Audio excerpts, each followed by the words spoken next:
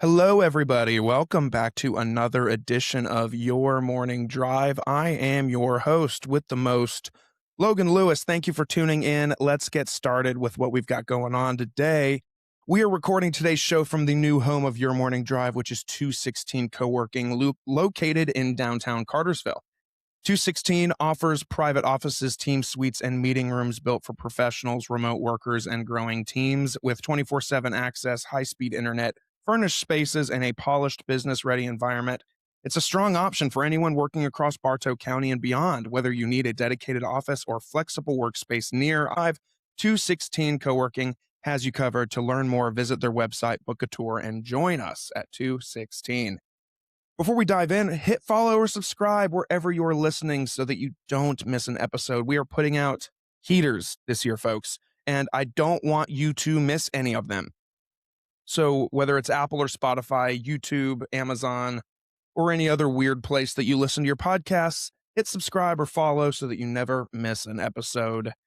Thank you in advance on that one. Of course, share it with a friend. If you're local and you're listening to this and this is your first time, I am so happy that you're here. But go ahead and hit the share button. If you're on an iPhone, hit that little thing that lets you pop up that other thing and it shows that list of people that you talk to a lot.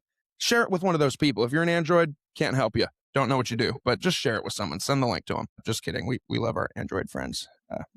Maybe. For other updates, behind the scenes information, sponsorship stuff, everything in between, follow on social media, Facebook, Instagram, LinkedIn, TikTok, YouTube Shorts, Threads, everywhere you could follow someone, follow Your Morning Drive. Lastly, Your Morning Drive wouldn't be possible if it weren't for your support, and I appreciate every single one of you. I love getting to sit down with amazing people every week and hear their story, and that wouldn't be possible if it weren't for the support from you guys. If you enjoy what I do here, you can support me through a service called Buy Me a Coffee. The link is in the description. It's just a way to give back to your favorite creators in a one-time or a monthly sort of way. So if that is something that you're interested in doing, you can do that at the link in the description.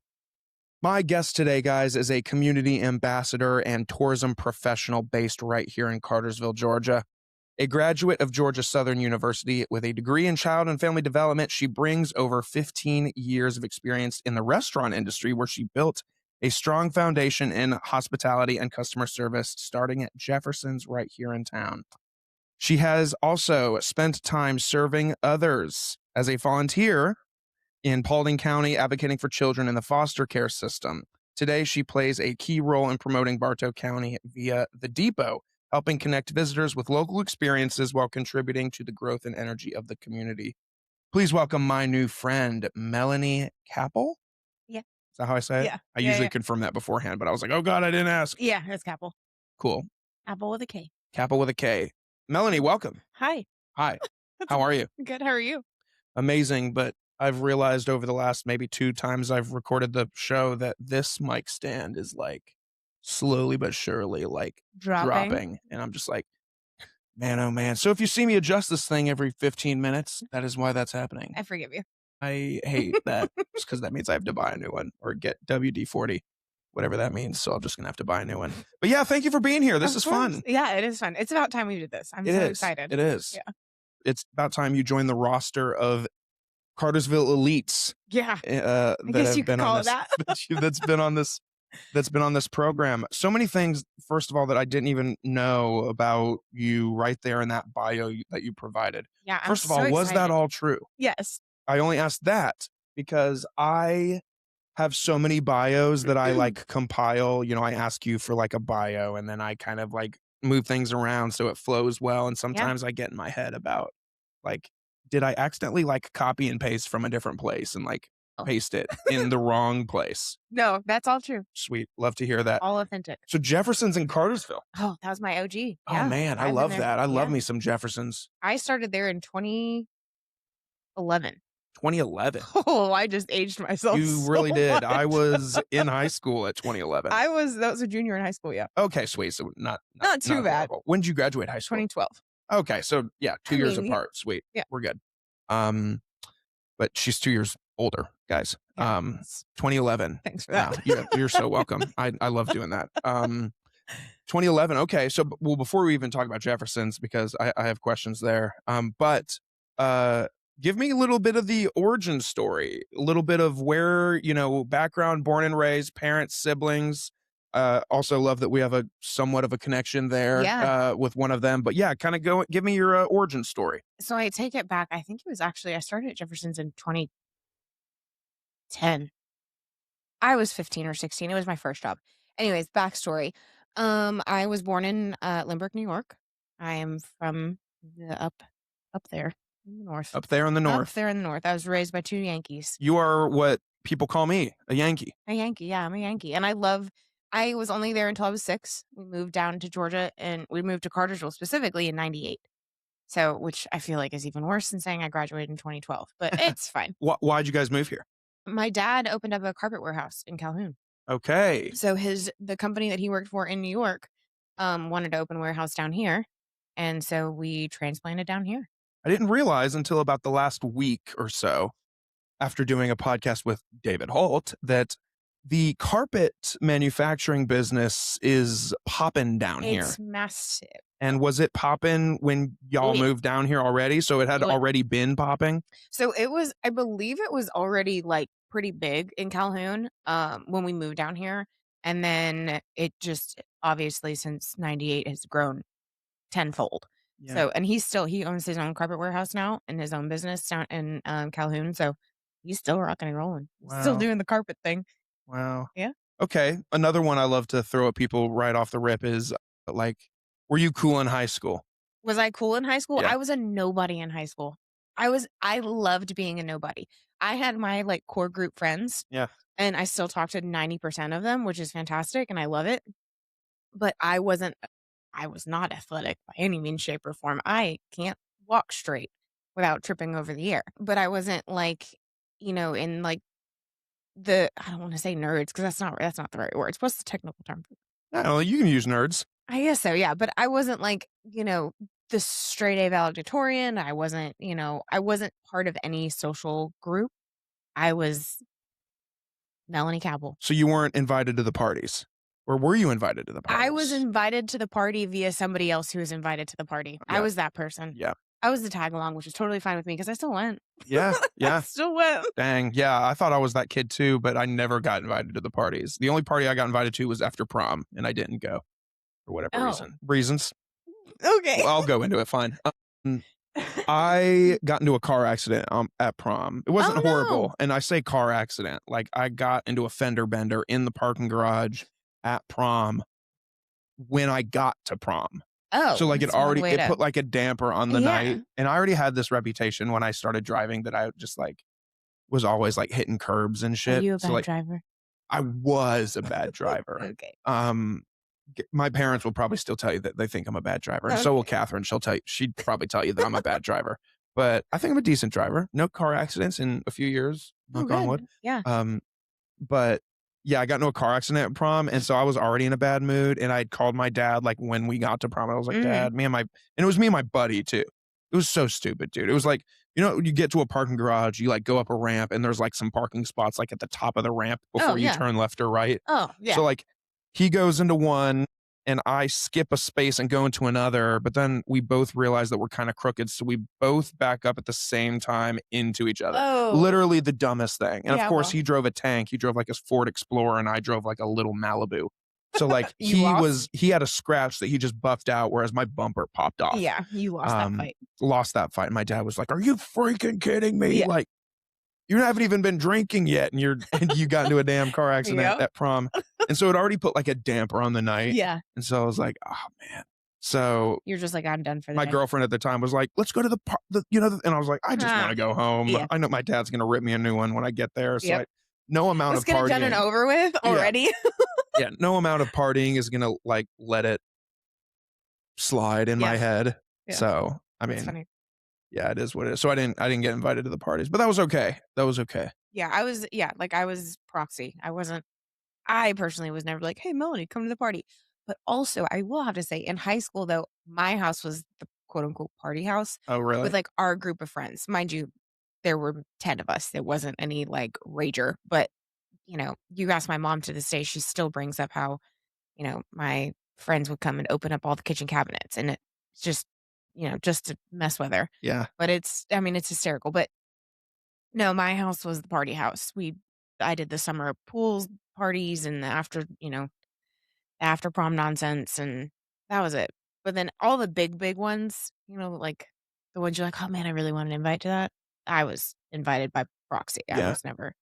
So you guys you had that house where your parents were just like, "You and your friends can basically do whatever you want here," Um, aside from, yeah. like, crazy things. Yeah, oh, yeah. Yeah. Yeah, yeah. Yeah. I'm like, You were the "Hey, place that people just naturally were like, "We're gonna hang out on we a Friday con." night." It was Melanie's Yes, house. yes, yeah. Yeah. It was one of those, and, I'd tell my mom, like, "Hey, I'm having 12 people over." She's like, "Super. Okay, have fun." I'm like, "Great, okay, that was easy." Cool. So Cool. And then siblings-wise, what you got there? so I have an older brother. He is actually one of the dive instructors at the aquarium. He's been doing that for over 10 Is years. that right? He's part of the opening team at the shark exhibit. You Did don't that. say. Yeah. We'll Why? talk after this. And then it's me. Okay. And then I have a younger sister. She's a stay-at-home mom to beautiful little boys that I love very much. And then I have a little brother. There's 4 of us. 2 Wow. boys, 2 girls. The boys are the bookends. Look at that. Yeah. 2 boys, 2 girls. Yeah. Girls are in the middle. I'm Oh, sure yeah. that's fun. How Oh, far it's apart in age are you and the oldest, and then you and the one below you? so me and my older brother are 3 years apart. Me and my sister are 4. And then me and my little brother are 5.5. Okay. Yeah. So far enough, but also close enough Yes. that, Yes. like, you kind of are all going through the similar journeys at the same like, you and your older brother were going through a couple years of high school at the same time. So because I was from New York, the cutoff for school was significantly different. So I redid pre-K. Really? Don't tell anybody. Wow. Yeah, I clearly didn't know my ABCs. Failed pre-K. Does that mean that New York had a less strict Mm-mm. qualification of pre-K than Georgia did? Georgia has a significantly less qualification, but no shade, no shade. But it's based on your birthday. So I'm an October Oh, baby. The cutoff here is, I think, August. So when I moved down here, I missed the cutoff by a couple months. yeah. So I redid pre-K. So me and my older brother, we were the year he graduated high school is the year that I entered high school. So he Okay. graduated in 2008, and then I entered high school in 2008. Okay. So we were always just same thing with college. He graduated Southern in 2012. I graduated high school in 2012. So Okay. we were never in the same school together. The only ones were my younger brother and sister. They were in the same school together. Okay. Okay. Yeah. Were you ever jealous of that? No, because I always loved leaving the school. So when I entered high school, it was, "Oh, you're Ben's little sister."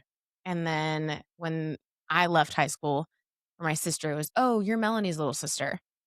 And I might not have had a reputation, but I did love my teachers. And Really? that's the teachers knew, like that. But and then the same thing, like so when my brother and sister were in high school together, they were fine. But no, I was never jealous of that, but it was always fun leaving my little legacy somewhat. Yeah. Yeah. Right. I mean, so then you guys moved straight to Cartersville. So I Yes. mean, you have been here for essentially your whole My life. whole life, yeah. I mean, I'm As 32. as long as you can actually remember. Yes. I mean, we moved down here when I was 6. Okay. So I'm 32. So I've been here my entire life. Okay. So Um, you've seen this town change.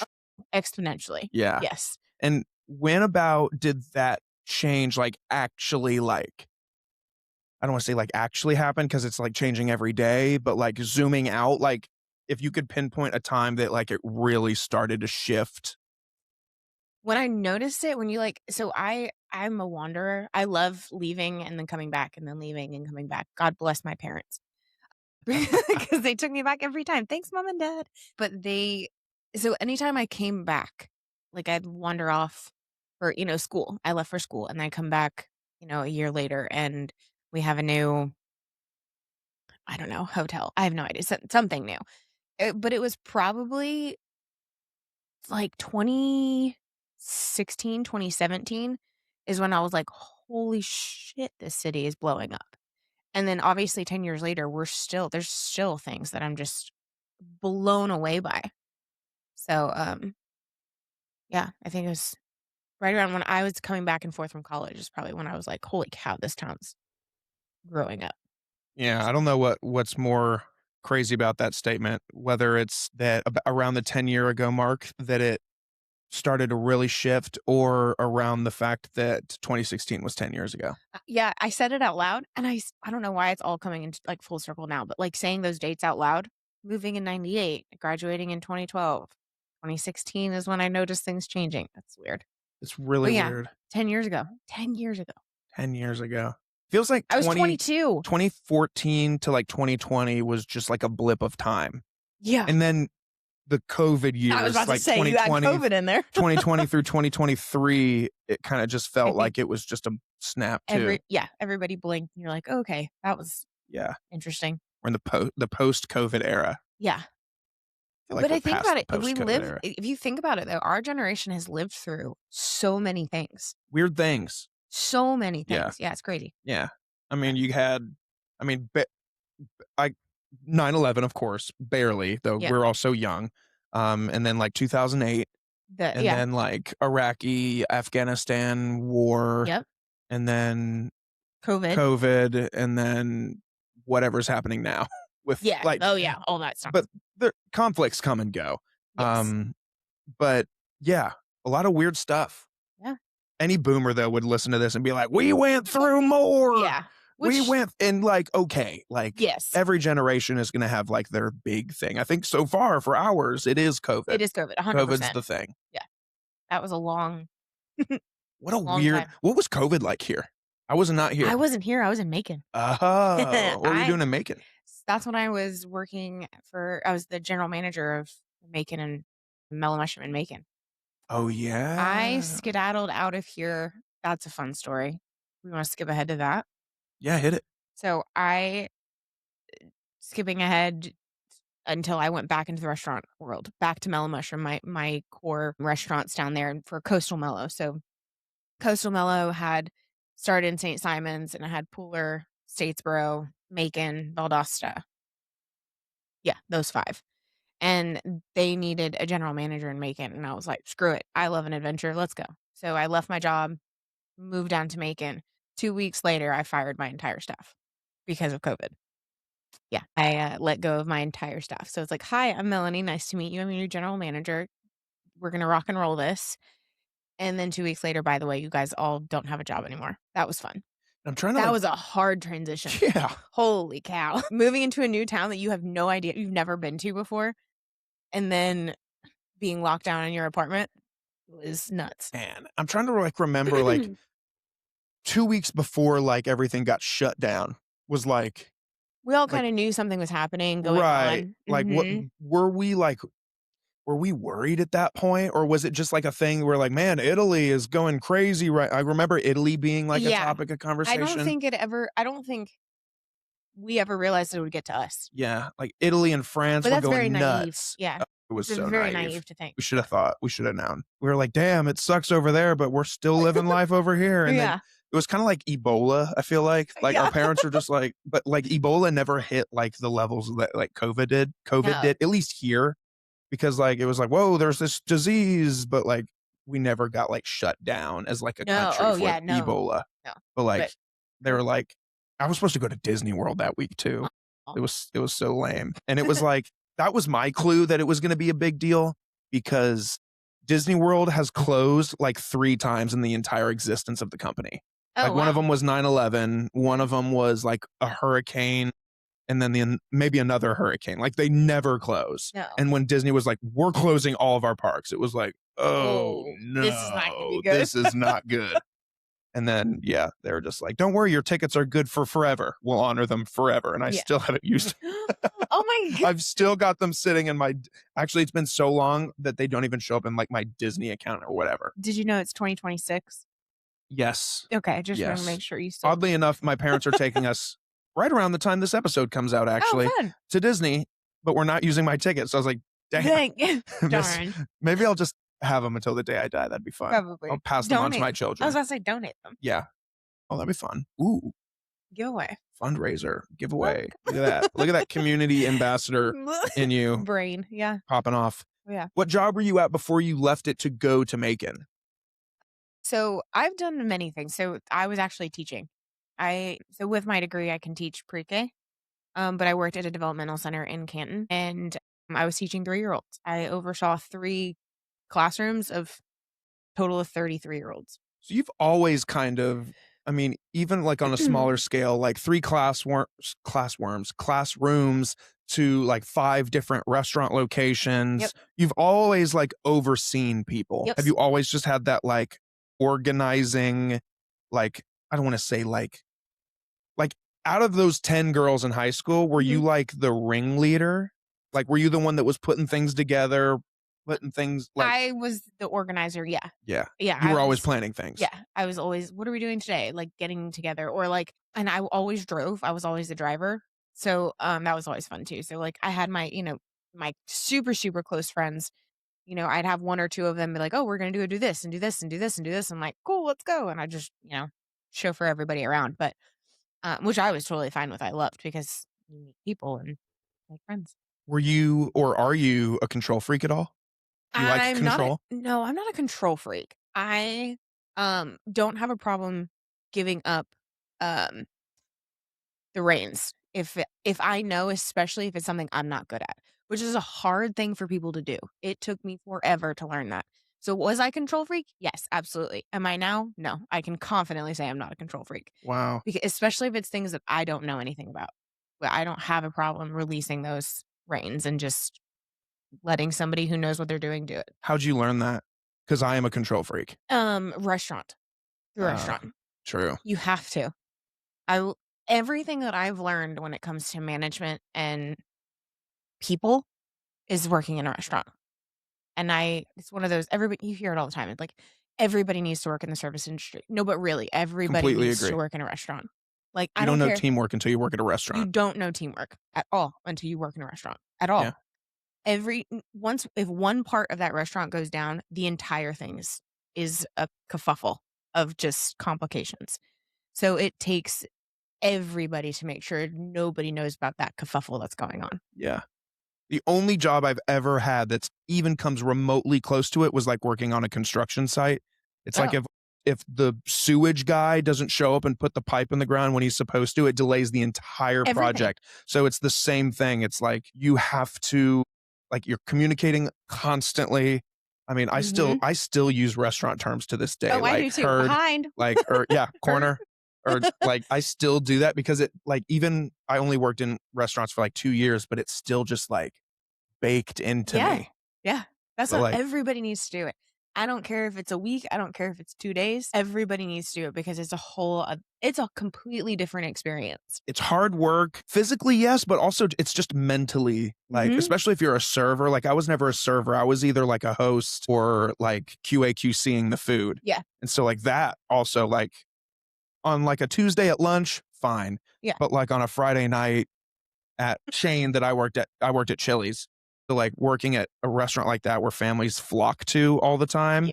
it was like hell. You go that's when they're not kidding when they say, like, people in the service industry, when they put their head on their pillow at night and they dream about ranch dressing, that's not a joke.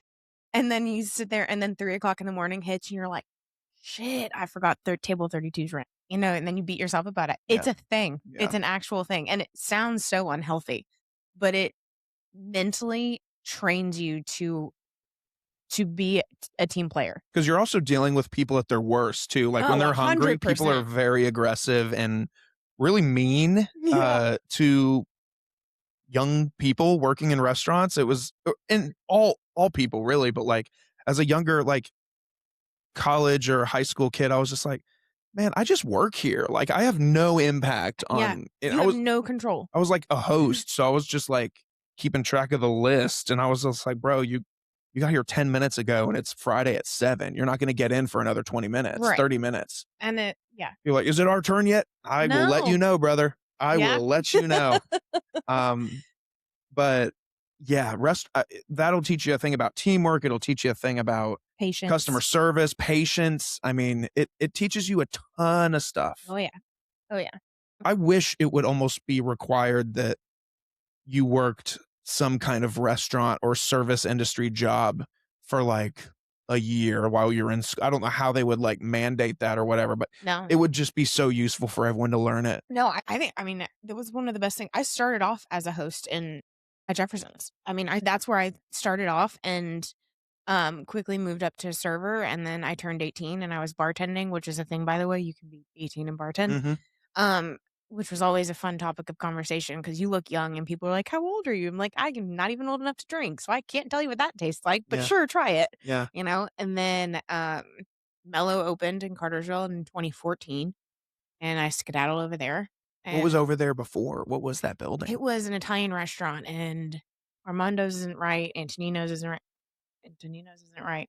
It was some Italian restaurant that was very, very good, by the way, but that became a Mellow, and I remember the uproar of the purple spirals all over that building. Really?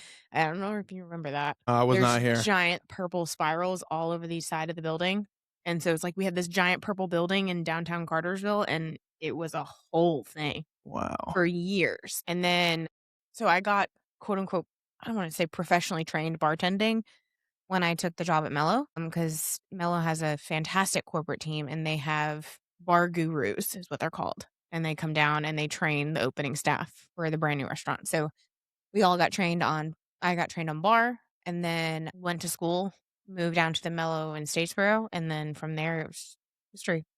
I worked at the 5 Coastal Mellows. I ended up general manager of the one in Macon, and then I was the assistant operations manager for all 5. So I'm thinking, like, this whole time I've been thinking about, like, the the fact that hosting at Jefferson's had to be difficult because there's, like, 2 entrances. So, like, how the hell did you guys control, or how do they control it? Because, like, I mean, if you walk in on, like, a Friday night, good or luck. Saturday night, yeah, good luck. But there's always been, like, a person standing, like, at the back by, like, Mhm. the back hallway that leads to the back. But I always wonder, like, because I've been at tables on a Friday night, like, I was there a couple weeks ago, and we were sitting at one of the tables towards, like, the front door, Mhm. and this couple walked in and they said, "Seat yourself," Yeah. or, "We gotta seat ourselves." And I just thought, like, bro, I'm working in a restaurant, I almost wanted to turn around and be like, "No, you actually have to see the host," because I know that people at restaurants that just walk in and seat And sit themselves, themselves. Yep. and it's so frustrating because there is an order to who gets what Yep. table, and And then they get mad when you have to go up to them and tell them, "Sorry, you actually have to there's actually a 20-minute wait. yeah. You can't sit down." They're like, "Well, I'm already sitting down." We're like, "Okay, I understand that, but now you have to get up." Oh, it's a whole thing. Yeah. It's a whole I never realized the entitlement that people felt Yeah. until I worked at a restaurant. Yep.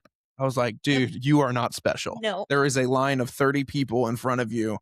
You can't just walk in and say, 'Well, there's open tables.' Yeah. I don't understand. There's open tables." And I'm like, I feel like I have to explain that even just to my wife too. She'll be like, "I don't know why we can't sit. There's open tables." I'm like, "Listen, the There's a wait has way. nothing to do with the tables. It Nope. has everything to do with the kitchen." Correct. And people just don't get that because they haven't worked in restaurants. Yeah. So, And staffing too. You might only have one person on the floor. Like, God bless that one person on the floor if they're running the entire floor. yeah. I mean, you have to have patience, especially as a patron going into it. And it's crazy the amount of people, but you are right, the amount of people the entitlement that they have.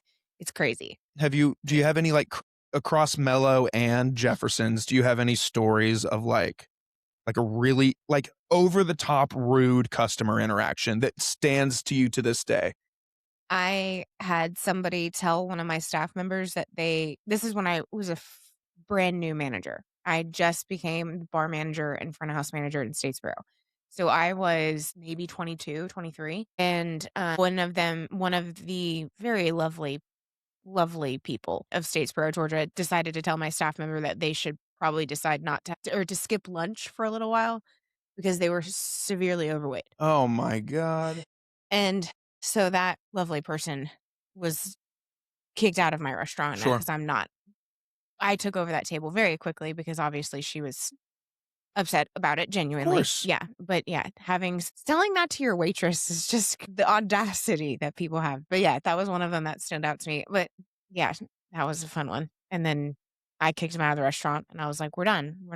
Yeah. I'm not I don't need your money. Yeah. That's my favorite comment too. It's like, "I'm not spending another dime here." I'm like, "Great, my lights are gonna stay on. Yeah. Still, Yeah. it's fine. Yeah. Your $20 is not gonna break my bank." Right.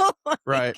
Like, um, That's another thing too. Like, I've been coming to this Mellow Mushroom for 30 years. yeah, No one no cares. one cares. Literally no one No. cares. I think but that's something that I think is gonna die with the younger generations like ours and below. Because I hear that comment a lot, but never from young people. It's always from It's older it people. is, and I yeah. wonder why that's such a big deal to them. I think it's because it's their norm. You have your regular customers. I don't wanna dismiss that in any way because your regulars are the ones keeping your lights on. Sure. They excuse me, they really are. And I love regulars. You know, they're gonna sit and bullshit with you at the bar for 4 Yeah. hours.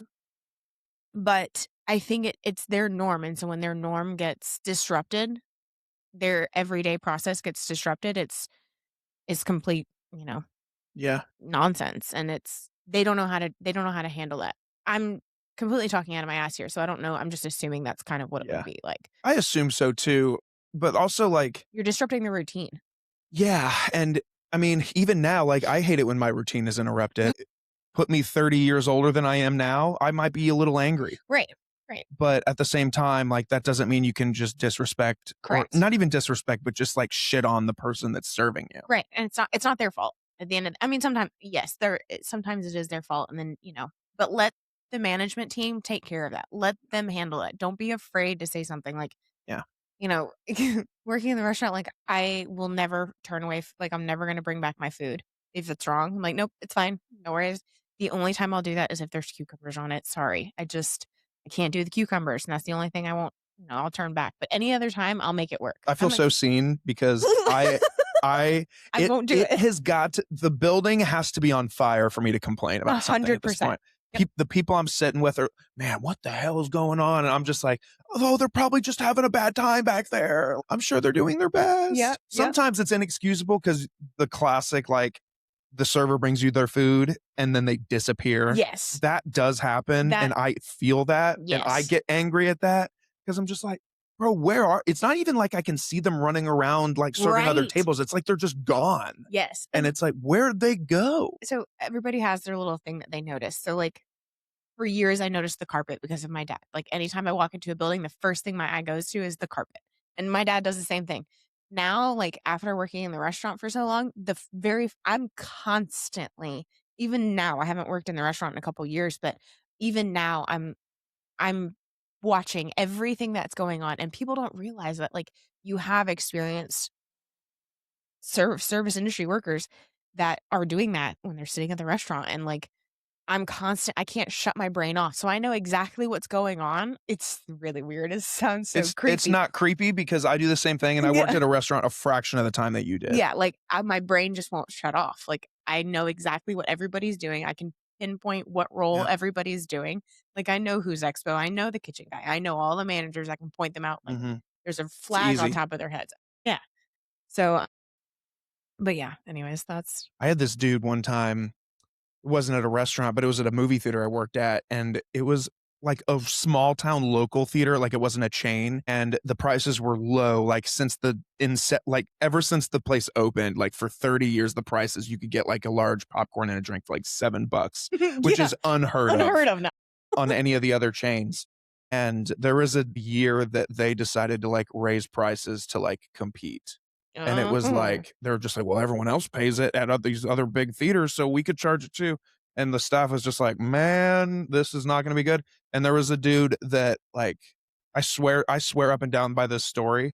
Some people choose to believe me, some people don't. Usually the ones that believe me are people who have worked in the service industry. But like, they got these like registers too that had like the screens on them so you could see like the line item of the Yeah. totals. Like, and I rung up the large popcorn, large drink. It was like $10. And the guy was just like, what's $10? And I was like, oh, that's the large popcorn and large drink deal or whatever. He was like, deal? That's not a deal. That's a Highway ripoff. robbery. Or yeah, Yeah. right, robbery. And I was like, that's just what they've done. Have no Yeah. say in that. I literally go to school like down the street. Like Right. I don't make any rules. And this dude like pays whatever, check him out, put the popcorn on the counter, and it's like kind of level. Like it's not like stacked up. The popcorn? And so he's like, can you top this off for me if I'm paying $10 for it?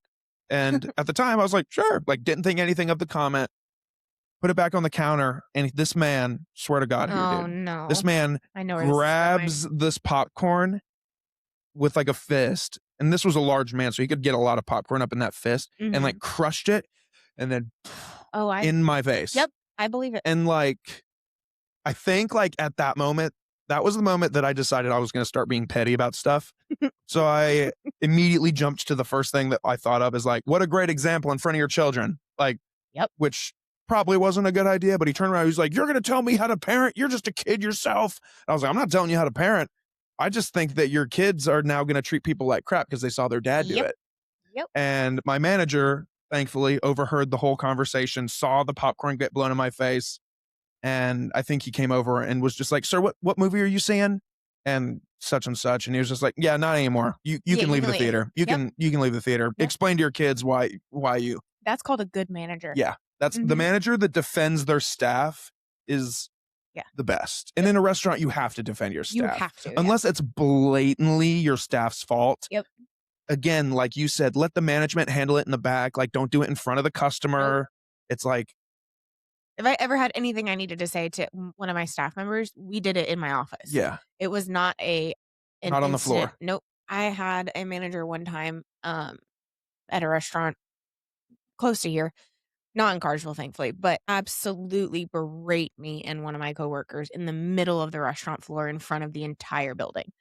And needless to say, I did not go back to that restaurant because we're not gonna speak to each other like that, especially as adults. But I would never speak to a staff member, especially, and even if they were wrong. If they were wrong, that's fine, but let the management fix it. Remove that server or the bartender, whoever it is, remove them, let management take care of all of that from start to finish, fix everything, and then the conversation can be had later on. But a lot of the time it's something that the staff can't control. Yeah. I always give them, like I said, the building's got to be burning down for me to complain. And even then I'd be like, it was probably an accident. Yep.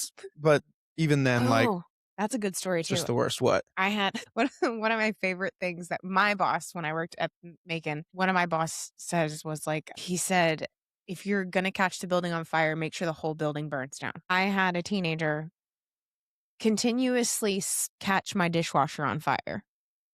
The thing that shoots water, it cleans dishes, an industrial sized dishwasher. He kept catching it on fire. So I'd get 1:00 phone calls in the morning. Melanie, the dishwasher caught on fire again. Okay. God, what was he doing to that thing? Yeah, just stupid things, but like that was a fun one too. Yeah. But speaking of catching the building on fire, he was loading that bitch up. Yeah, I would tell my boss about that, and he's like, Melanie, if they're gonna catch this building on fire, tell them to burn the bitch down, the whole thing, not just the dishwasher. Damn. Well, it'd be like that, but actually, I don't have a smooth transition, but I want to talk to you, Melanie, about one of the sponsors of today's episode, and fun. That is Good Days Classic Cocktails.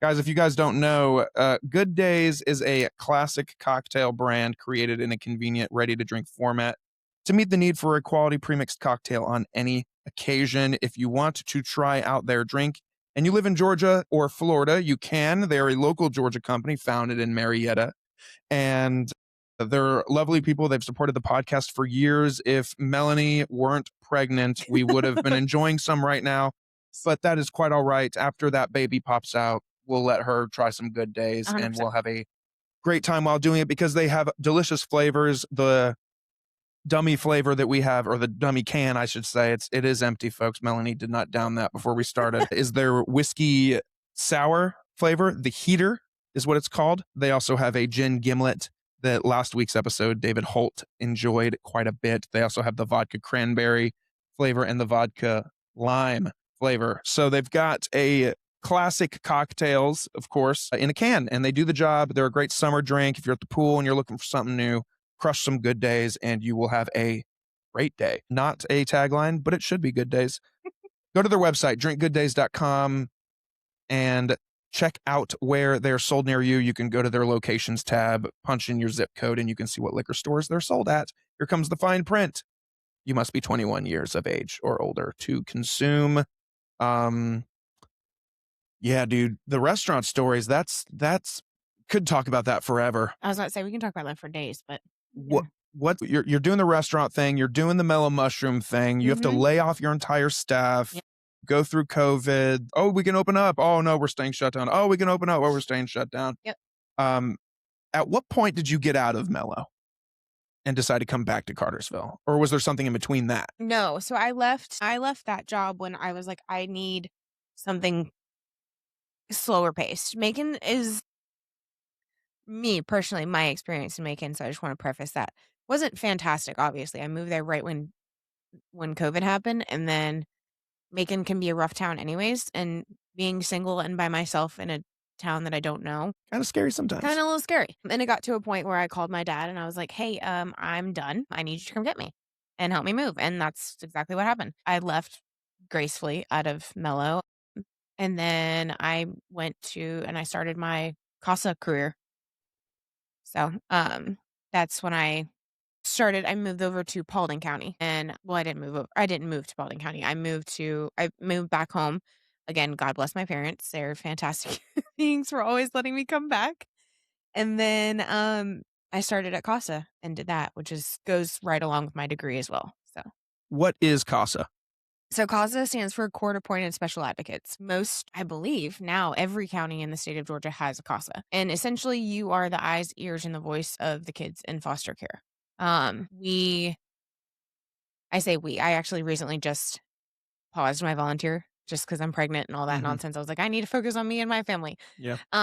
But my mom has done it for over 10 years with Bartow County. And so I kind of heard it through there and then started my job or my career through that. But essentially we are the eyes, the ears, and the voice of the kids in foster care. So we don't work with the parents. Well, let me rephrase that. It's not that we don't work with the parents. We do work with the parents, but we're not the lawyers. So we don't have to we give our recommendation of what's the best interest of the child, not necessarily what's best interest for the parent. We advocate for them and them alone. We do work with the parents and side by side, but sometimes those are harder conversations to have with the parents. And I got a lot of teenagers, so in Paulding County. So I was handed a lot of teenagers that were essentially just aging out and they needed that hand to hold as they walked out. So it's a interesting. When I worked there, So I you was weren't sorry to cut you off. You weren't, no. like, at this time, you were working for them. Yes. So you weren't just volunteering, No. you were an employee of this organization. Yes, Okay. yes. Okay. So at that time, I was Okay. on the roster, and that is I was their coordinator. So I oversaw, you know, 15, 20 volunteers, and there were probably three other coordinators plus the director. So it's super, super small. It's a very small organization. At least the one in Paulding County is. Yeah. The one here is significantly bigger. But Really? oh yeah, advocates for children, it's huge. Oh, is Um, that the CASA so it for CASA Bartow? is yep is a branch off of advocates. So Advocates has Oh. many, many, many umbrellas, and CASA is one of those. Oh, okay. Yeah. So CASA is not the parent, No. uh, Advocates for Children Advocates is. yeah, here. Okay, got Yes. it. Okay, understood. So in Paulding County, it's just CASA. It's just straight court appointed special advocates. And then so I did that, and I did that for a bunch of months. But unfortunately, with the things with this degree, when it comes to teaching and things in the foster care system and working for DFACs and all those kinds of things can be touchy subjects for everybody, but the pay is not great. It's not, which is sad because it's such an important job. It's so incredibly important. So I was not able to support myself on just a single person. I mean, it was just me. And I was getting to the point where it's like, I'm struggling to pay my bills here. So I had to change things up. So it was short lived working there, but I immediately just switched over to volunteering. And volunteering is when you get like, you're in the mix of things. You're going to the court hearings and you're the one speaking on behalf of the kids. And you're the one putting in it's a second full-time job. It truly is. But it's all volunteer. So the volunteers are exceptionally important people. So Yeah. Yeah, that's heavy work too. I mean, that's especially from a volunteer standpoint, for it to be volunteer work, that's extremely heavy. yeah, just talking about it is like, oh wow, like kind of thinking back about Yeah. the cases that I've done. I'm like, whew, those kids, they're resilient. They're absolutely resilient. I mean, half of them have been put through the freaking ringer, but I'm sitting here thinking about it. I'm like, oh my God, those poor kids, but, I mean, I love them to death, like, I've truly like, they're my own. Half of them I still talk to, which is awesome. They're much older now. They're I think my first teenager that I had in Paulding, I think she's turning 21 this year, so I still talk to her 3 years later. Wow, that's Yeah, awesome. yeah. Yeah, I wish similar to a lot of the professions out there that aren't nonprofits, like teachers or firefighters or Mhm, first responders. I mean, they don't get paid enough, and then there's of course, the nonprofits of the world, and there's not a lot of money in nonprofits, mhm. unless you're one of the corrupt ones. I'm just kidding. Uh, there's just not a lot of money in that world, and There's that not. stinks, because the people running it are working like 60 hours a week, Yeah, maybe more. And I mean, I've gotten the pleasure of getting to know so many people here in town that run nonprofits, yeah. and they work harder than anyone I know. And they're doing it on, like you Their said, a own dime. limited. If they weren't married, like all the ones I know, they are married and have families and stuff. But I don't know how they do it without I having a spouse that You have people that do it, and I works. don't know how, because I would love to do those kinds of things, like, I would love to be able to like, tell my boyfriend all the time, like, I would love to go back to teaching. I loved teaching. I loved doing CASA, but I could not afford to do it by myself, and in today's world, that was, a couple years ago, and then in today's world, you're like, "There's no way in hell I'd be able to support myself doing that." Dude, I don't know how people today do It's hard. as a single person. It's hard. It's very hard. It I just don't understand why. I just don't understand why the cost of everything has gone significantly up.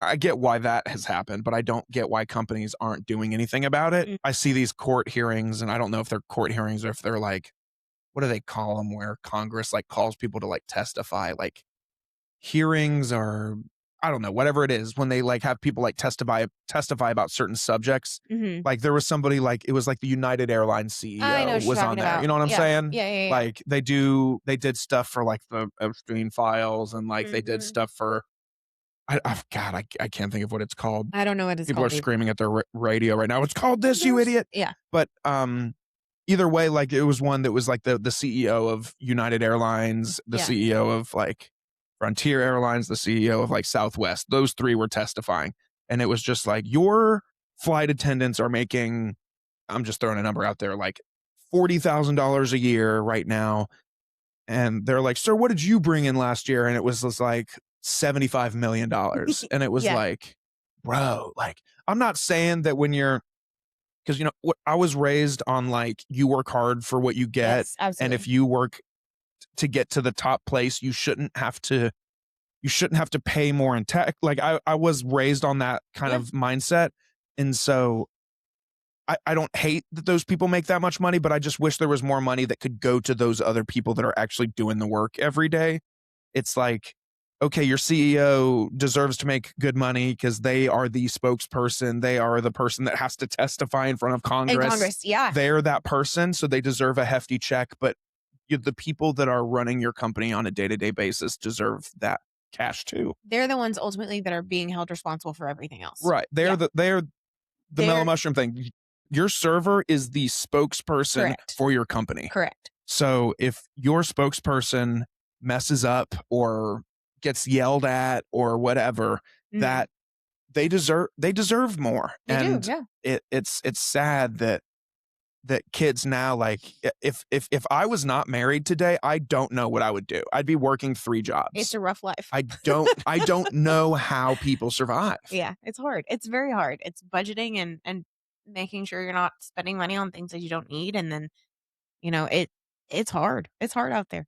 Yeah, it's And then rent, ridiculous. don't even get me started on rent. It's stupid, man. It's so dumb. It's stupid. And even Cartersville, people are like, when I moved here 3 years ago, people were like, "Man, this place is the most affordable place in Metro Yeah, Atlanta." And I was right. like, "Hell yeah, it is. That's why I'm here." But even now, people are like, "I don't know, Adairsville's looking pretty nice." I'm like, Yeah. we're just getting further and further away. Yeah. We're gonna get so far from Atlanta that we're basically at Chattanooga, Yep. and then they're gonna say, "Oh, Chattanooga's too expensive," so they're gonna be pushing. Yep. And it's like, Yep. bro, when's it end? Yeah, it doesn't. It It's a doesn't sick end. cycle. Another fun fact I was part of those big buyers that, you know, buy all, like, the neighborhoods and then they rent them all out. Those big guys. What do you mean you were part of it? So I was, like, feet on the ground. I was called a field coordinator. And so Oh, I did all the turns. I've done a little bit of everything. you have done a bit of I everything. have a little bit of everything. So I was feet on the ground. So I did like move outs, move ins. I did turns on the homes. I worked side by side with the vendors. What was the company? It's called Renew Property Management. Oh, okay. They're based out of Indiana. Okay. So, but we're the property management. I don't work there anymore. Yeah. But great company. But then you have all the big buyers. That's what people forget. It's like your property management company is literally a property management company. They don't own the homes. Yeah. And that's what a lot of people forget. They're like, oh, the big buyers. Like, yes, the big buyers can be the bad guys sometimes, but the property management is not the bad guy. But yeah, no, I did that for very briefly, not long. I was like, this isn't my avenue. It's a dangerous world out there too. Yeah, it Climbing is. through, dealing with evictions and squatters and things like that too. Yeah, that's I've weird. climbed through more kitchen windows than I want to admit. Have you ever encountered what's the term for the person that's like hiding in the attic of like A a squatter. family? That's the squatter? Squatter, yeah. I saw some video on TikTok the other day that was just like a guy stepping into his garage in the morning and like seeing the attic door like shut. Yeah. Because Oh, there was yeah. a person like Oh, chilling yeah. up there. Oh, But how do they get in there? And a window, open door. So homes now, you own a home, so it's different, but it's a self-touring home. Yeah. So like you get a one-time code. I mean, and there are ways to get around it. Do you know how easy it is to drill out a lock? I can do it in about 15 seconds. Wow. Really? Yeah. Give me a drill and a drill bit and I can go through any deadbolt. Wow. It's easy. It's a lot easier than you think. And that's how they get in. You just a quick little zhoot, zhoot through the front door and That's wild. yeah. So it got a little sketchy out there. So I was like, I'm done with this. Yeah. And then so when did the opportunity cross your desk, computer, whatever. Your life, that this depot thing was happening? Did you work?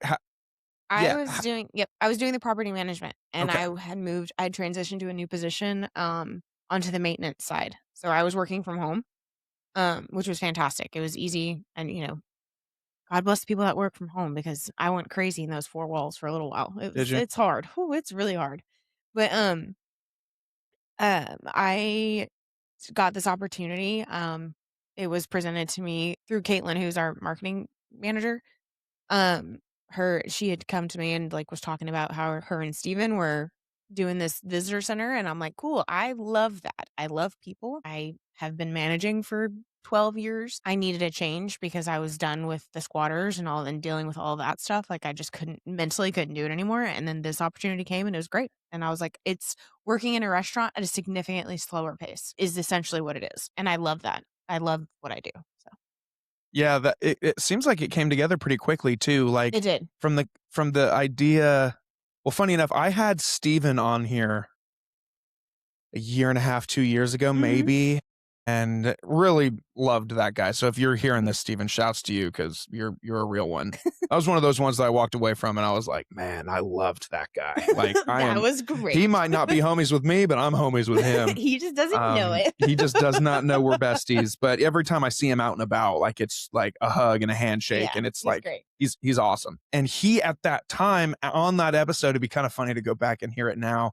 He was like, oh, we're thinking about doing this kind of visitor center, or maybe they were already in the process of it, and that was around the time they were in the process of like the whole like Museum City rebrand. Yeah. So there was a lot of stuff happening for him at that time. In fact, that had to have been when he was doing the rebrand, because I think that was a talking point we did, was that Cartersville Museum City is going to be this whole new thing and new look, new colors, new branding, new everything. And that's, I think, what he was there to promote at the time. But anyway, he was like, yeah, we're doing this train. He's like, there's this train depot that's right on, right in the heart of downtown.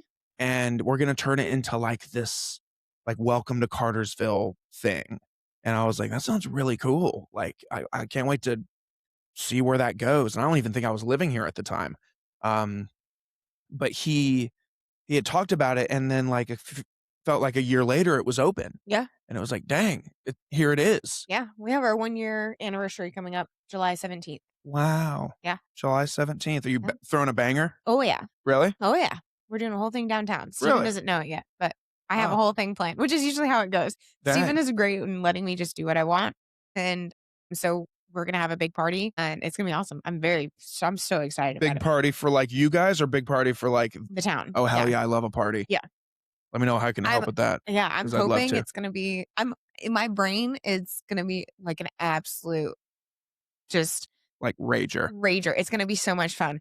I hope that Yeah. it is. Yeah. But I set my expectations way much higher than I should. So Yeah. Well, you and me both. yeah. Are you like, I know we talked a little bit a second ago Yeah. about like you being like, you were like an organizer and like planned a lot of things. Does that stuff come naturally to you? Do you Yes. like to organize and plan events and plan parties and Yes. stuff like I that? love it. I I do too. absolutely love it. Yeah. It's my favorite thing to do. Have a to-do list and then take that pen of yours and just like cross it off. Mm. So Do you have satisfying. ADHD? No. I'm just a freak. Well, I am all those things because I love a party. Oh yeah. Even They're if it's great. with people I don't know, I just love looking around a room being like, I put this together. So it's a little bit of an ego thing, Yeah. but also just like, I love bringing people together. I'm so kind of honestly coming full circle back to the party thing from the very start. It's like I love being in the background. I love watching from behind my desk and being like, hell yeah, I did this and it's great and people are having fun and I'm going to sit here and watch everybody have fun. I enjoy watching everybody else have fun. That's how you have fun. That's You how have I fun have fun. through everyone Everybody else. else. Yep. Yeah, that'll be fun. And I'm sure by the time that this comes out, Stephen will know about it because you'll have to tell him at some point. Oh yeah, I'm gonna tell him next week. I mean, he knows we're having a party. He just doesn't know what I have in mind for the Oh, party. dang. Yeah. That sounds fun. Yeah, That's awesome. Yeah, because the party will be in July. 10th, we'll mark the calendar. Yeah. We'll be there. It's a Friday. Sweet. Love Which a Friday makes it even party. better. Oh, yeah. Yeah. Love a Friday party. Oh yeah. Yeah, that's really cool. So like I guess go ahead and get into like what the purpose of the depot was, why it exists, what it provides, all the things. So essentially we're a visitor center for Bartow and Cartersville. We were generously donated the welcome center from the city of Cartersville. So this is a question I get asked a lot. It is a city building. The city of Cartersville owns the train depot. Museum City does not own the train depot. They have donated that building to us to use. Pause. Yes. Before you got here, woman that helps run this space that you met briefly when we were walking around, she was asking me like, is Museum City, and I still don't understand this. So like break this down for me. So there's the city of Cartersville, there's Cartersville Museum City. They are not, and then there's the Cartersville Chamber. All three of those organizations are separated Completely from themselves. Separate. Yes. One does not own the other, one does not oversee the other. Everybody is their own organization. Correct. Yeah. Okay, so the city of Cartersville owns the building, but they don't own Museum City as a brand. Correct. Okay, sorry. Yeah. No, you're good. Onward. Yeah, no, you're fine. I get that question all the time. It can get a little confusing. I mean, it's an everyday question. So yes, Museum City is the tourism for Cartersville, Bartow. Okay. So that includes Emerson, Adairsville, even going up towards like White a little bit. Okay. Cartersville, all of those things, and that's where I think the confusion lies is because we are in downtown Cartersville. And so people think, oh, it's just Cartersville. No, we're for Bartow County. And that's why I always try and keep things like always try to remember. Excuse me, but I work side by side with Logan and Ava with the city of Cartersville. And I have not all of their merch, a lot of their merchandise I house in the depot as a thank you, because we would not be in that building and we would not be doing what we're doing for our community without the city of Cartersville. So, but Bartow County goes a long way too. I mean, I work with Adairsville and Emerson and all of them all the time. So it's great. Do you think, this is a silly question, but do you think Adairsville and Emerson and like you, Harley, and some of these other like Bartow cities are jealous of Cartersville? Not even in like, I guess from like a happening standpoint. Like, I think Cartersville is a lot busier. If you think of Emerson, what do you think of when you think of Emerson? oh God, Lake Point. Exactly. Yeah. And that's what they're known for, is just Lake Point. But you can't forget about Doug's, that little tiny strip that's 35 miles per hour. You have a teeny tiny little city hall. You have Doug's Place, which is Oh, wow. I didn't. expanding. You've got a new liquor store there. You've got a car dealership, or not a car dealership, a garage there. You've got a little mini gas station. There's so many things that people don't realize. So I think it's just a different dynamic. People go into Cartersville for the busier, the bus, the constant going, going, and going. I mean, you walk down Cartersville on a main street on a Monday, and it's still busy. There's always something going on in Cartersville. Always. And I think that's the difference, is that it's just a different location. Like not Emerson, New Harley. They always have something going on in New Harley. They've got Food Truck Fridays coming up. They've got the brewery. They've got the kayak. They just launched the new the canoe and kayak ramp in Sam Smith Park. Yes, I saw that. I've never really taken the time to explore it. I don't think I've ever been to U Harley. Oh, you should go. I've It's not fun. been to the brewery. Oh. Wanted to do that for ever, but just haven't. Yeah. I used to go. This is gonna sound bad. I used to go all the time. Like, no, I'm obviously. I mean, I've been twice since I've been pregnant, but like, it's still so fun to go out there, and it's like right on the river. Yeah, it's the perfect location. Like, John Valley's killing it. Yeah, they are. They are. I'm surprised that, or not surprised, because they do so well in Cartersville that it almost makes sense that they expanded to Oh yeah, another neighboring town that's Mhm. not far. If you think Adairsville too, Adairsville has they're in a train depot as well. Oh, are they really? Mm-hmm. I've not been to Adairsville. Yeah, downtown Adairsville is cute. They just opened up a new coffee shop as well. There's bookstores. There's the crap, the hat burning. What is that store called?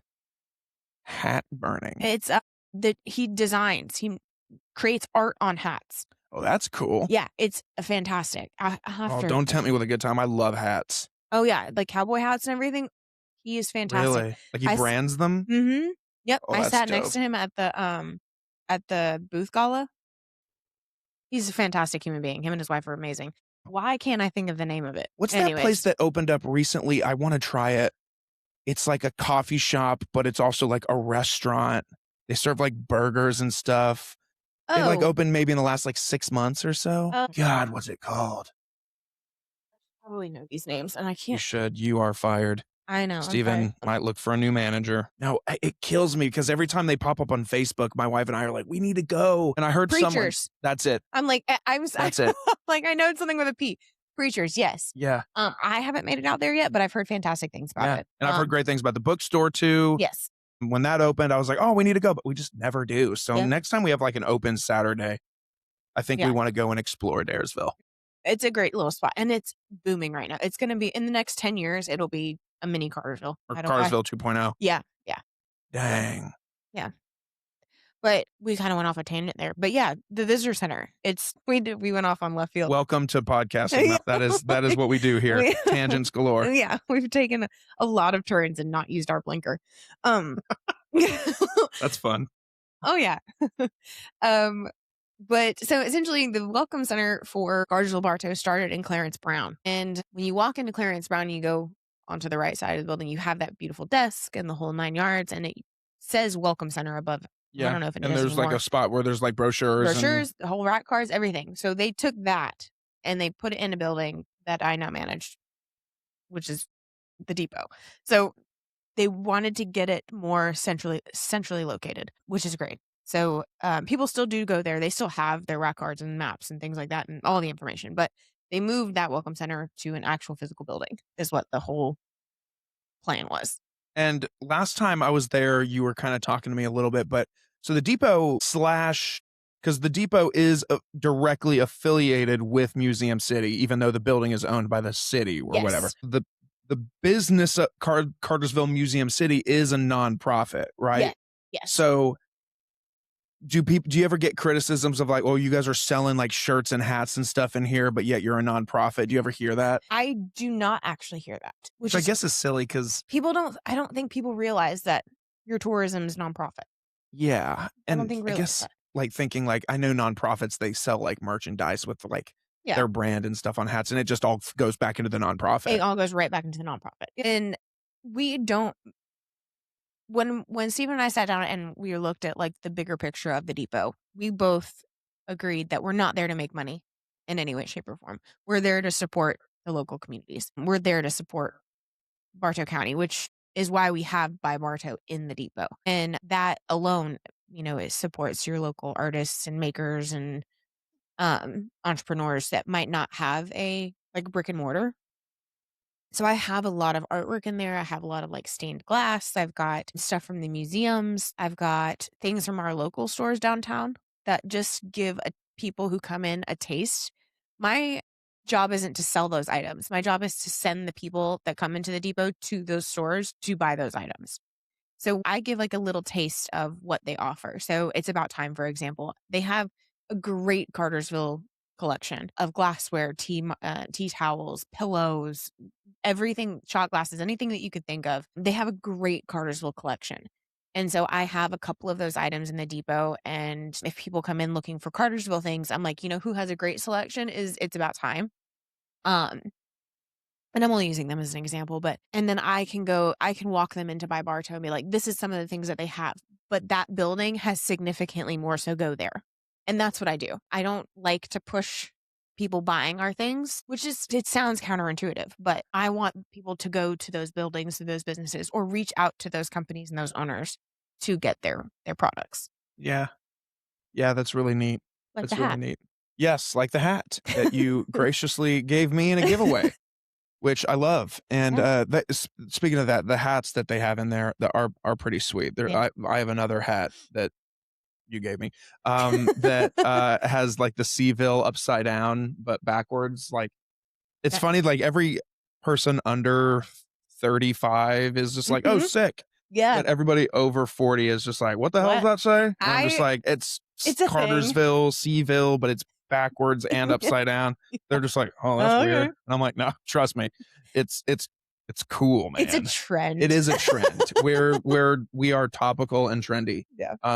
But speaking of merch, if you don't get merch from the depot or anywhere else, I actually have another friend that works with Your Morning Drive, and they're called Branded and Devoted Designs. They're a local company based out of Harley, and they have made all custom things for me over the years, all of my shirts and hats and golf towels and custom polos and coffee mugs and tumblers, like the one that's sitting here in the center of the table here on the video shot.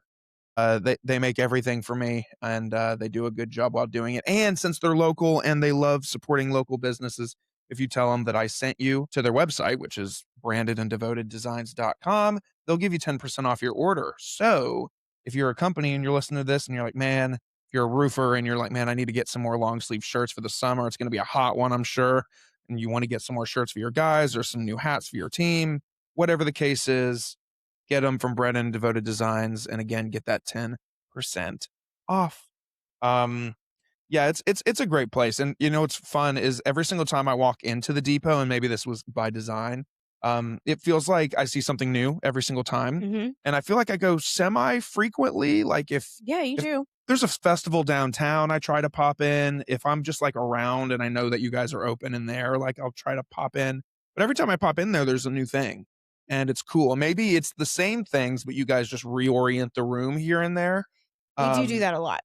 and that's typical with any kind of quote unquote retail space is they Mhm. shuffle things in and out and maybe put something at the forefront this week, but move it to the background next week. Like Mhm. that's very typical. But every single time I go in there, I'm like, oh, never seen that before, which is really cool. Yeah, I try and get new products all the time, and my team and they have a great sense of things for new merchandise and things as well, and the 3 of us come up collectively with great ideas, and, I couldn't run that building without them, so they're fantastic. Yeah, you got a good crew. We do, yeah. I've got a great team, and they're always doing something.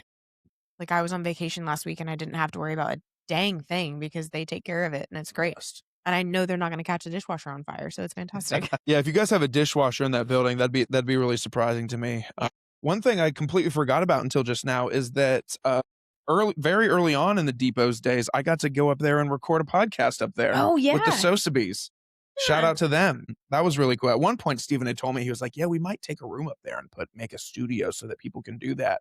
And I was like, that sounds so cool. And then I checked in with him like 3 months later, and he was like, nah, we're not doing that. Yeah. But this was also before like whatever the quiet zone thing Oh, was yeah. The implemented. no horn? Yeah, Yeah. the no horn thing. And so That's what I warned you about. I'm like, "You're gonna hear a train. It's gonna come through and the building is gonna shake." and none of that happened. Thank It God. was insane. Yeah. Insane luck. Yeah. Maybe they didn't because I think that morning there was also like a 5K going on downtown. Oh, yeah. That was the morning of the 9/11 5K.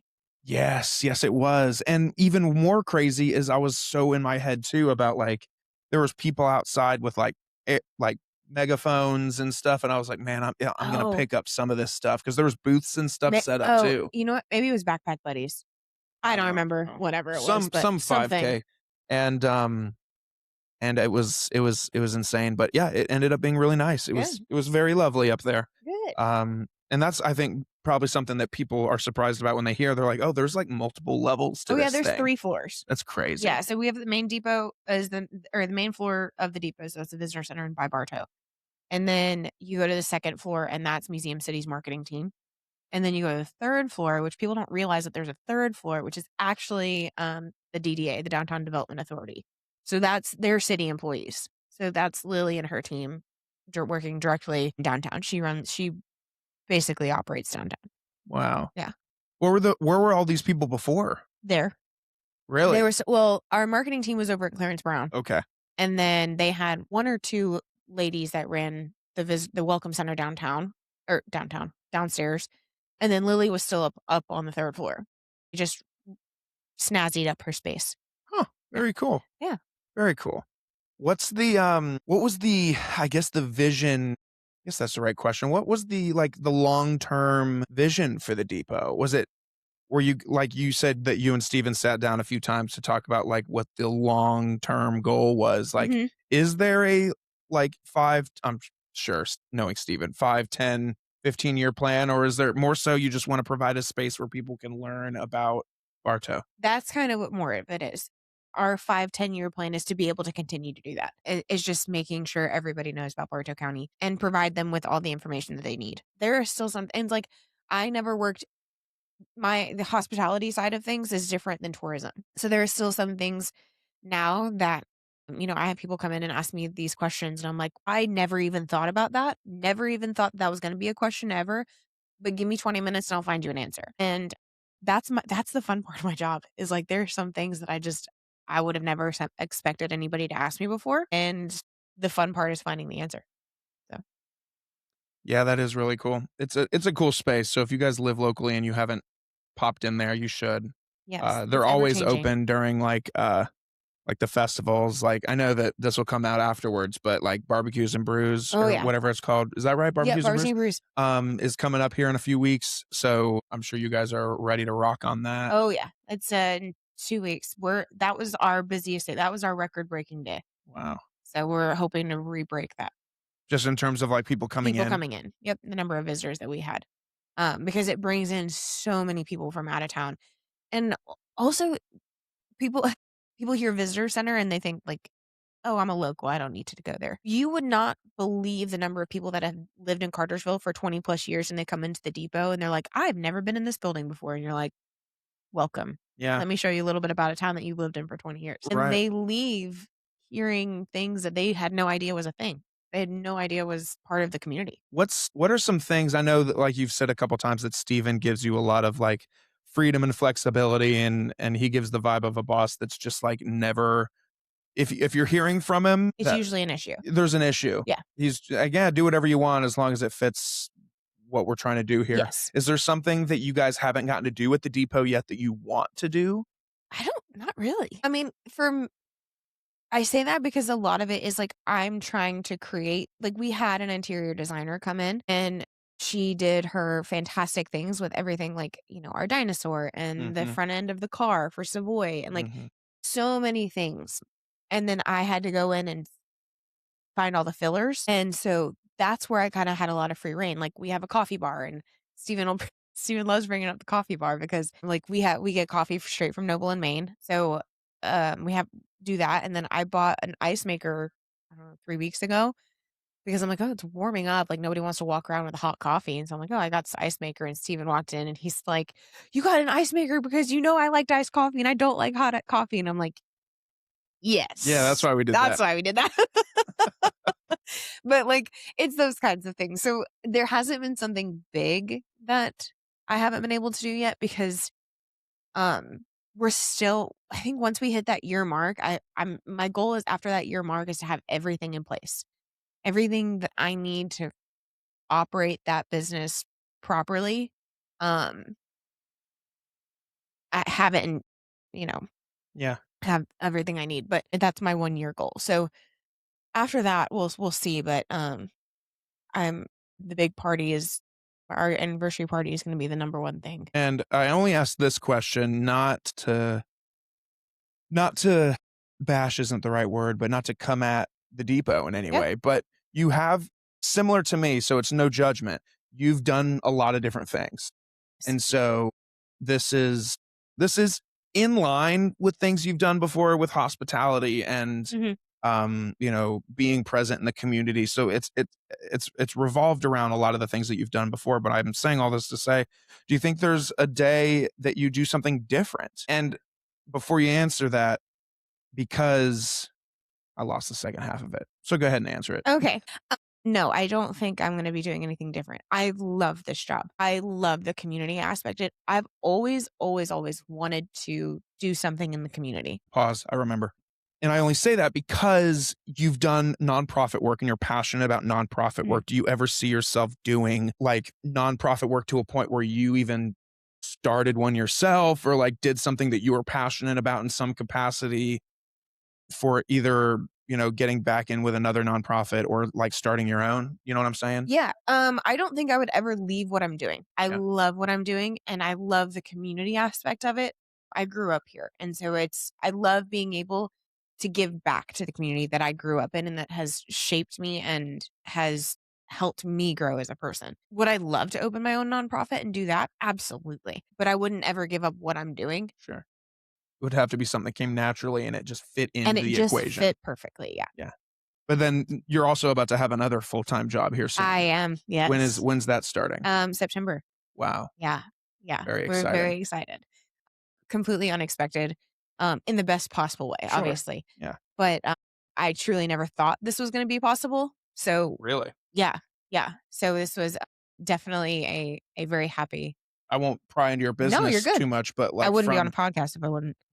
like a health perspective? Yeah. So I was always told I was never gonna be able to have kids. Oh, wow. And then I had a couple surgeries, and then my doctor was like, this is where I'm gonna stand on my pedestal for a second, ladies. But anyways, my doctor was like, "I don't see a reason why." So then I went like a year, I'm like, "Oh, okay, maybe I can have that kid one day." And then I actually started going through premenopause at 31. So I was going through full-fledged menopause at 31 years old and in ovarian failure, which is menopause. Yeah. And so here's where I get on my pedestal. Go to a doctor. Yeah. Go see your doctor, take care of yourself. It's crazy how many women I know that have never gone to an OBGYN. And you would never know those kinds of things, but it's so important to take care of your health. I was actually, God bless my boyfriend. Sorry, Nick. But he we went on our first date, and a week later I was diagnosed with ovarian failure.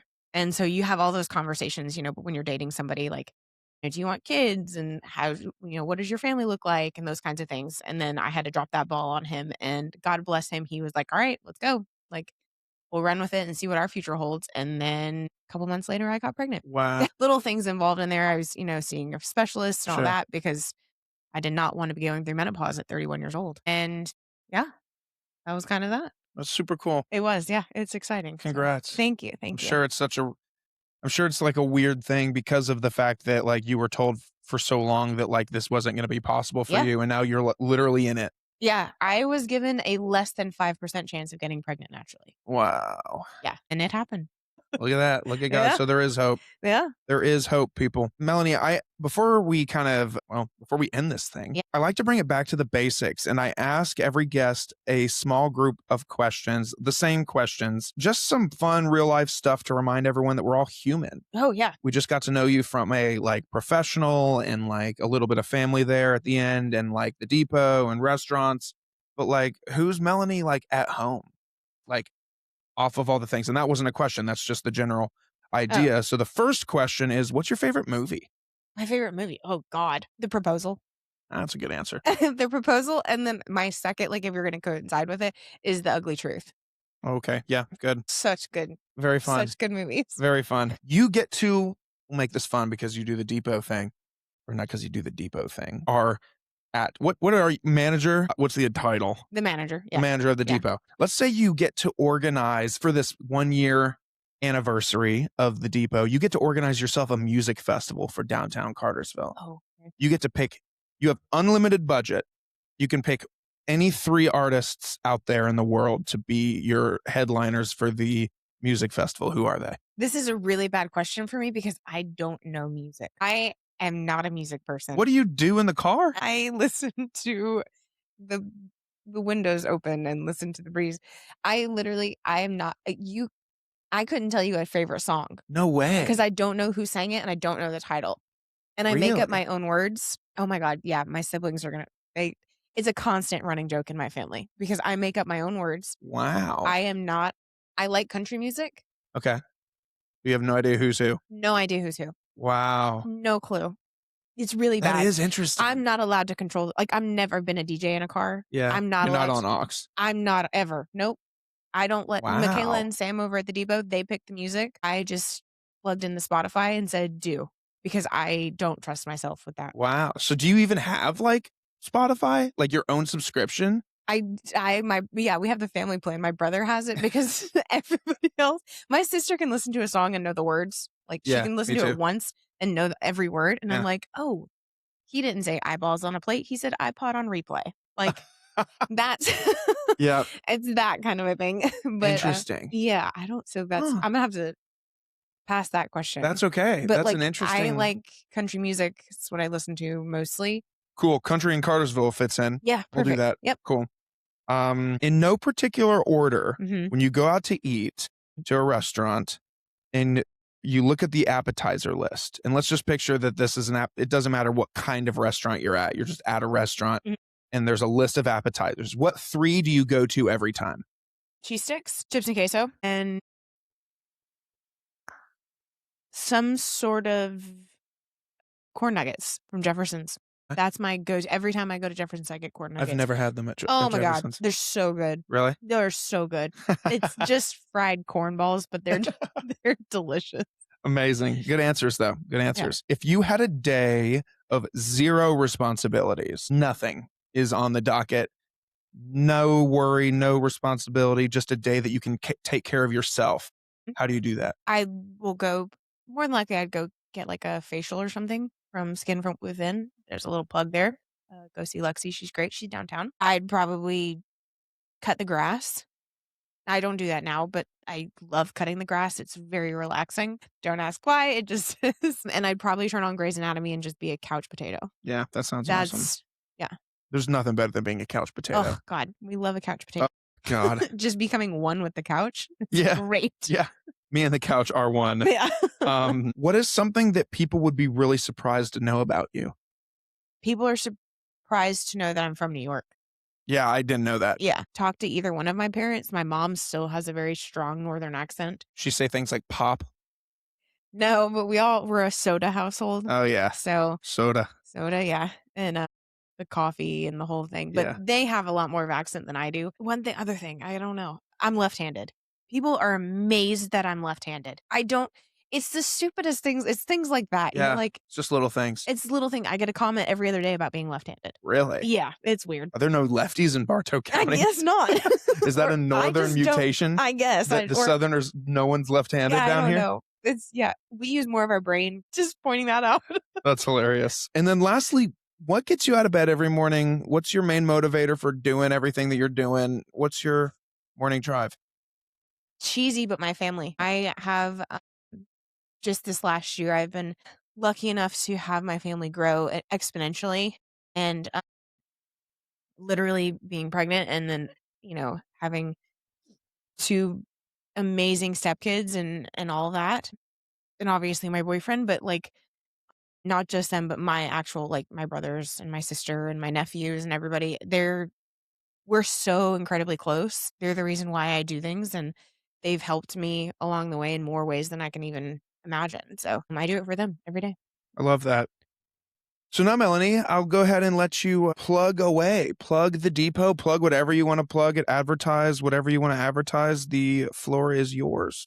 Um, okay, well, the Depot Visitor Center is in downtown Cartersville, right across the street from Heaven Sent. We're like right in Friendship Plaza. Our social medias are the Depot Cartersville, on Facebook and Instagram. We're constantly having new things there and ever changing. I mean, I'm not that interesting, but I'm Melanie Kappel on social media.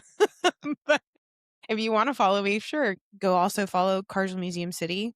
Thank you for being here, Of dude. I course. appreciate your time. Yeah, awesome. Thanks for having The me. depot is something that come to love, and I think a lot of people in town have come to love it over the course of. It's crazy that it's just been a year. Yeah. That seems wild. It feels like Yeah. 3 years has gone by since. Locals and visitors alike, come see me. Yeah, It's great. go see her. Check it out. I'll make sure that the description of the episode contains links to the depot, and so you can learn more information about the depot and Cartersville Museum City and all of those things.